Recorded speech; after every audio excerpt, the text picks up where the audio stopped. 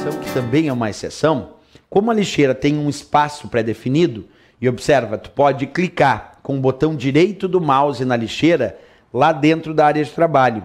Então nós podemos clicar com o botão direito do mouse lá na lixeira, na área de trabalho, e escolher a opção propriedades da lixeira.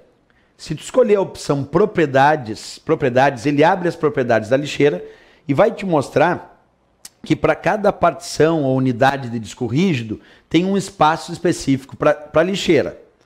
Esse espaço determina, no meu caso, aqui no meu exemplo, eu vou ampliar para vocês, que a minha lixeira, acompanha comigo aqui embaixo, está com espaço para a unidade C de 13 GB, 13.823 MB.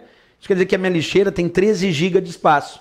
Se eu deletar um arquivo de 15 GB, esse arquivo vai ser maior do que o espaço, do que o tamanho da lixeira.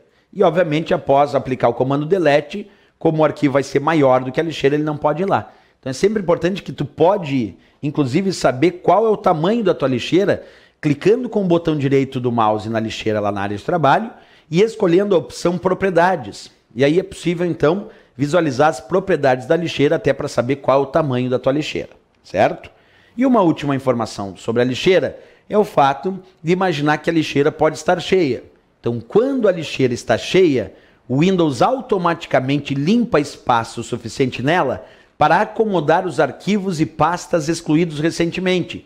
Isso quer dizer que, como a tua lixeira tem um espaço definido, lembra do meu exemplo? Ah, minha lixeira tem 9 GB, 9 GB. Mas aí tu vai deletando arquivos e eles vão entrando na lixeira. Deletou um arquivo, 2, 3, 4, 5, 6, 10, 20, 100 arquivos. Chegou num ponto que a tua lixeira ficou cheia. Ocupou já os 9 GB com arquivos. E agora tu resolveu deletar um outro arquivo que é menor do que os 9 GB. Um arquivo de 1 GB. Então um arquivo menor do que o tamanho total da lixeira. Mas como a lixeira está cheia, como é que o Windows vai fazer com que esse arquivo entre para a lixeira, já que a lixeira está cheia? O Windows, então, vai limpando espaço suficiente na lixeira para acomodar os arquivos e pastas excluídos recentemente. Então isso é uma regra do Windows, observa.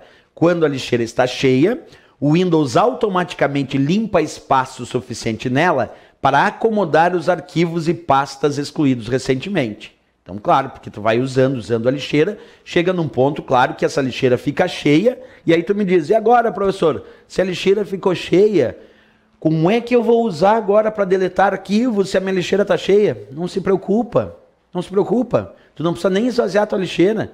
O próprio Windows vai limpando espaço suficiente na lixeira para acomodar os arquivos e pastas excluídos recentemente. Então, se tu selecionar esse arquivo de 1 GB e aplicar o comando del, o comando delete, nesse arquivo que estava no disco rígido, esse arquivo vai entrar na tua lixeira, porque 1 GB é menor do que 9. O arquivo é menor do que a capacidade total da lixeira.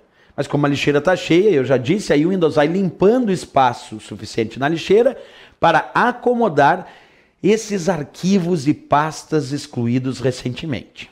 Regras importantes aí, pessoal. Uma coisa que eu posso te dar dica para o teu estudo aí de provas de concurso é cuidar muito.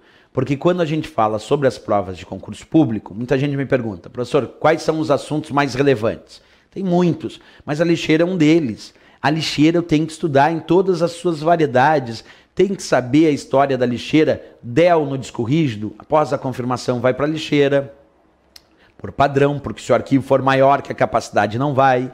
Tem que saber a história do shift del, do shift delete, que após a confirmação, então, o arquivo é excluído sem passar pela lixeira.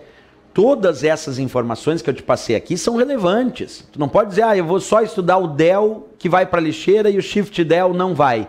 Mas olha as exceções. Se for o comando del em mídia removível, como pendrive, o arquivo não vai para a lixeira.